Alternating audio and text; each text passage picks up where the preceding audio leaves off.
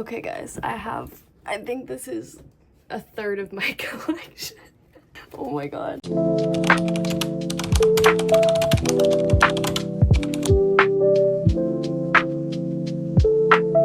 Today I have a very exciting video. I'm going to be sharing with you guys my journal collection. I have over 30 journals. I've been writing for the past over 10 years now, and this is a video I want to make to share with you guys the writing practice that I use that has kept me so consistent. Journaling for me is such an interesting topic because I've met so many people that say it's performative, and yes, we know that. However, after over 10 years of doing it, I can easily say that there are steps that you can take to make it not feel that way and also really benefit you in your life. Obviously, as a thought daughter and as someone that loves just like really being in tune with my emotions and being super self-aware, I can easily say journaling has like gotten me to where I am now. Also, something very exciting, I just released my guided journal here and now. Basically everything that I'm gonna be talking about today, I also have some tips and advice in here, is really good for people that are starting out or just wanting to continue a consistent journaling practice. I'm first gonna be sharing with you guys just my journal collection in general, and then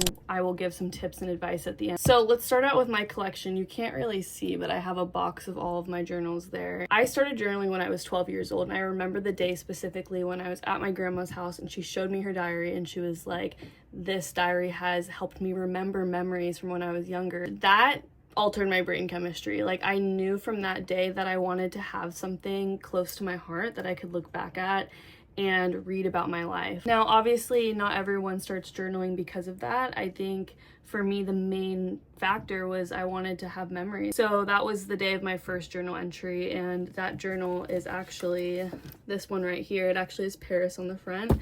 Also, my grandma loves Paris, so that kind of has a correlation. This one journal, a lot of the handwriting I can barely read. It's very surface level. It's like all the random things that, are going through a 12-year-old's head. I don't know. This is special to me because it's the first one, and it's something that I completed too, and if anyone knows like the feeling of completing a journal, it makes you feel very accomplished. But a lot of this is like drawings, scribbles, things that are super random. Now, I want to put major emphasis on that one journal was probably a collection of 2 years of writing. So my journaling practice was not consistent when I was younger. So later in middle school, I became a lot more consistent with my writing at the point where I was probably writing every day. The next few journals were definitely centered around friends, my complicated relationship with my family. I think as you're getting older and becoming aware of your own thoughts and emotions and feelings, you're navigating all of that. Journaling was my outlet for my emotions that I could not fully express to people. In these next journals, I definitely can read back and understand I'm coming more into my own. I'm realizing that I have my own opinions, my own desires. It's very interesting to look back at the colors of journals that I was picking as well, because these are very basic, but as time went on, I began to choose much more crazy patterns and colors. High school was a very pivotal moment when it comes to looking back at my journaling practice, because it became something I was dependent on. Like, I needed to write. I always looked for that outlet morning, afternoon, and nighttime. Obviously, when I talk about journaling now, there's no need to be journaling 3 times a day. That it seems very excessive, but as someone that was dealing with a lot, I was navigating a lot of new emotions. Journaling became a tool for me to understand what I was really going through at the time. If you're interested in having these like really cool patterned journals, I have them in my Amazon storefront.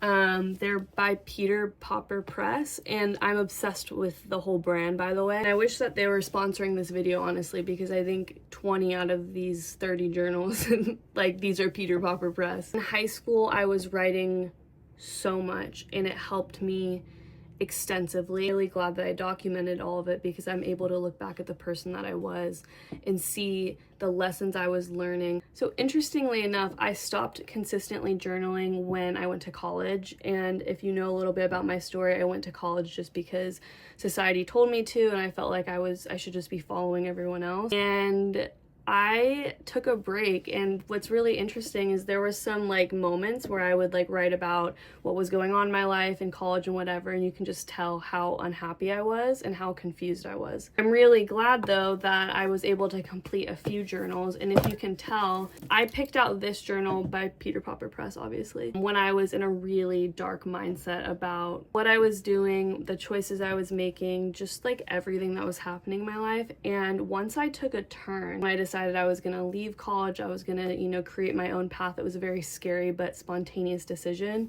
I picked out this journal, and you can tell it's just like so much more, I don't know, it's brighter, it's more golden, and it's something that represents like there was a turning point for me. And that's why I feel like when I pick out these journals, it's a little bit subconscious in a way. Next chapter of my life was completely dedicating my life to solo travel, and obviously journals are beautiful. Like, I think, you know, it obviously is my favorite chapter of my life. Favorite journals that I'll show you, it's from Nice, France, and this day was very crazy because I remember I finished a journal and I was like, okay, I need to get a journal. Like, where in Nice can I find a journal? I stumbled upon it had to have been like some like kitchen shop or something, like a store where you buy appliances, and I found this journal, and it has little like French quotes in it and everything. Also has a really cute like inside. I don't know, the memory of me searching around trying to find a journal and eventually finding this one, it's a very fond memory for me. And yeah, it has to be probably one of my favorite journals.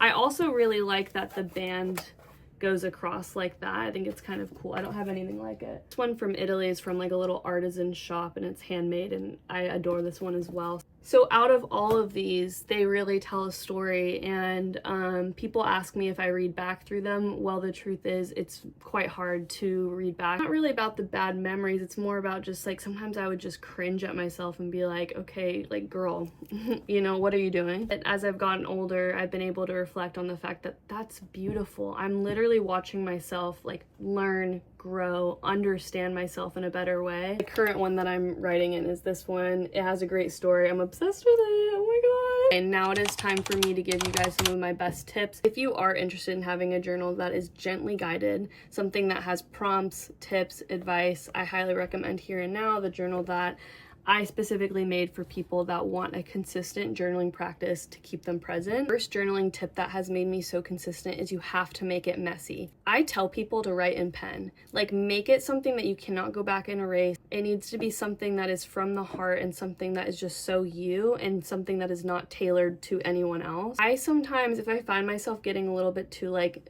you know, trying to perfect everything in my journaling practice, I will literally like scribble on the page. I'll try to mess it up. I'll try to make it something that I'm like, okay, start over. Like, this has to be me, and it's only for me. It doesn't have to be perfect. There's no right way in doing this. My second tip is for anyone that feels like, okay, like they missed a few moments, like they forgot to journal yesterday and they need to catch up on like what happened. I want you to journal mostly in real time. I have taken a break, let's say like a week. I took a week off of journaling. That hasn't happened in a long time, but you know, like that theoretically could happen. And then I'm like, oh, I need to, you know, catch up on like what happened and like update the people. I actually want you just to start writing in real time, and you can like express a few moments, you know, from what has happened if you've taken a break or if you just started journaling. But for the most part, journaling in real time is going to give you the most benefits. This is something that will really help you, especially with staying present a lot about what is in here and now. It's going to kind of take off the weight off your shoulders a little bit too, just to know that you're like, okay, I'm writing about today. My third tip is a big one, and this is something that like was a huge block for me because we all have journaling blocks. Don't think that anyone's going to read it. Don't. Just don't. Don't even imagine the possibility that someone is going to read it. That immediately pulls away the whole point in journaling. You're not going to be as authentic. You're not going to be yourself. You're not going to be writing like you would want to. Find a special spot for it, and like my friend Summer always says, like, it's just not in your movie. Don't imagine someone reading it, because that's just not a part of your story. A lot of the time that kind of block comes from you just not wanting to be exposed. Like, you know, as someone that is very to myself a lot of the time, I have that fear of like, you know, I don't want people to read this. I want to keep it to myself. Find a safe space for it. Understand that it's not a part of your movie. Like, this is you, this is your journal, and this is your journaling practice. Okay, the fourth one kind of goes along with that, and it's just be honest with yourself. Don't curate it. I read back at a lot of my earlier journals and I can tell I was not being honest with myself, especially about, you know, like certain things, you know, about people, kind of sugarcoating it a little bit. As time went on, I started being really truthful about where I was in my life and like what I truly wanted. That's when, you know, I could see it all on paper. I was like, okay, now I know the answers to a lot of things that I was looking for. Okay, my last tip for people that are wanting a more consistent journaling practice is there are no rules and you are consistently growing with a different writing practice. For example, I used to be someone that loved writing in the mornings. Like, the first thing I would do with a cup of coffee is write a few pages. Now I write in the evenings. Like, it has completely switched. Sometimes I was writing midday. Like, it's always changing. And I hate when people say like, oh, you need to be writing like first thing in the morning. Although I do love Julia Cameron, The Artist's Way. She's, you know, the morning pages. That is an amazing practice too. However, I think everyone is so different in what they like to do. And as long as you're, you know, writing every day, you're getting your thoughts out, as long as it works for you, you're good. This also goes with how much you should be writing. So again, for here and now, like, I don't want people to think like, oh, I need to consistently be writing like 3 pages a day. That is not true. Like, everyone is different. I mean, there's really no minimum or maximum. There are some days that I completely only write like 1 page, and there's some days that I write 20 pages, and I'm not exaggerating, like, you know, it's happened. My point being is that you need to be always just feeling into yourself and understanding like, okay, there's no rules.